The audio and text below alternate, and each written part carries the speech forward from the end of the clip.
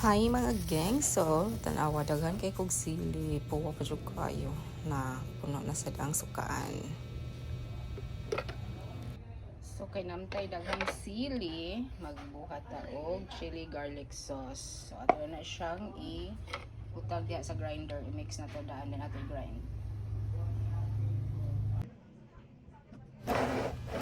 So ako din na siyang gisagulan og oil para dili siya mopilit. Gi-grind lang nato until mapino ang sili ug ang ahos.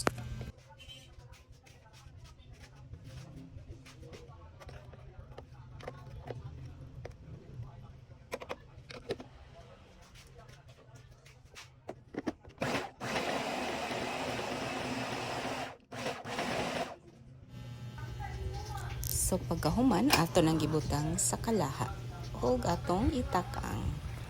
So mo na siya while gitakang nato sa low heat. Ito siyang gipabukal. Ang gitimplahan sa din na siya nako guys og oyster sauce, salt and pepper ug sugar. And ato lang na siyang ukay-ukay yun hangtod nga maluto.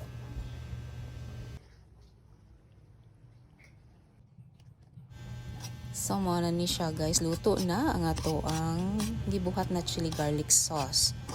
Isakto sad kay bugnaw na siya aron ato na pong gisulod sa container. So boday ni ako ang pinaka first nga nahimo ug paghimo sa chili garlic sauce no. Pero perfect para nako.